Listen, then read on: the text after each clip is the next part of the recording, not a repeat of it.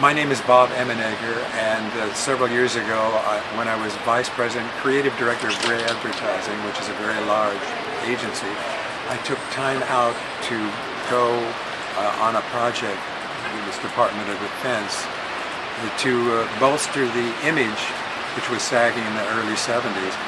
So we were exposed to all kinds of projects, like we thought about maybe pulling up the Merrimack with the Navy, or 9-to computer, which they were doing and all, but they took us into a clean room, security, and said, but what would you think if we told you we had a landing at Hollman Base of an alien craft?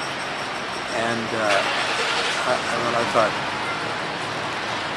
my wife used to talk about aliens and UFOs, and I just didn't believe it, but said, well, if you're interested, bury that under all those other projects, and we'll open up a correspondence with the DOD, which they did.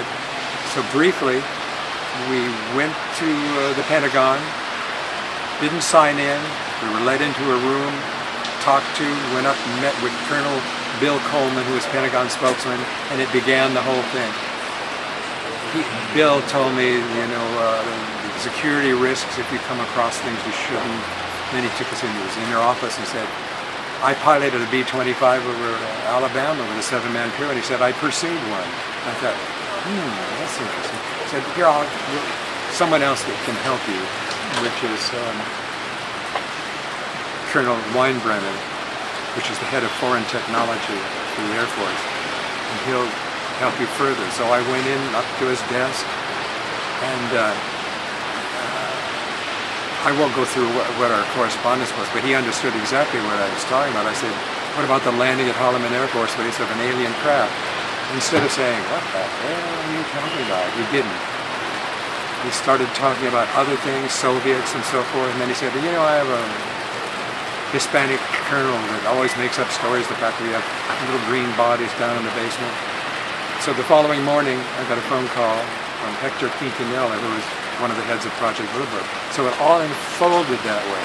All those heads of Project Blue Book that were available were in our program, including the Pentagon spokesman and also the spokesman, Al Chop, who was in charge when the thing over Washington, D.C., which caused a huge flap. And then the conclusion was the landing at Hollman Air Force Base, which, strangely enough, the film was pulled by the Pentagon, and we never quite saw it.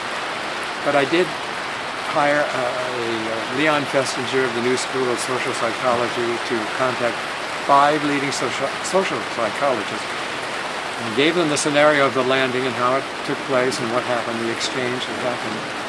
And they were to determine how would the public react. And most things that came back was the public has already believed, 50% of them believe that we were there, and only if there was an extreme case or people were being taken or divided up into family groups, that might be a problem. But then one of the social psychologists who didn't want his name mentioned is the one who said, what we need as a planet is an invasion from an attack from outer space by some alien force so that we could unite as one species and drive the invader away, therefore to live in peace thereafter, which didn't come popping up until the Reagan administration. And I was called in during the Reagan times to develop more things on UFOs at DAVA, that was out on the West Coast, the Defense Audio Visual Agency. 2 of the men were Reagan appointees, and we were talking about, and I kept saying, is this something the president wants? And they never said anything. I couldn't figure out if it was their interest or whose interest. That never came to pass, and Caspar Weinberger relieved both of those 2 men of their duty, and I think it was not because of what we were doing, but because they were going to move Norton Air Force Base and all the film material to another location in Alabama.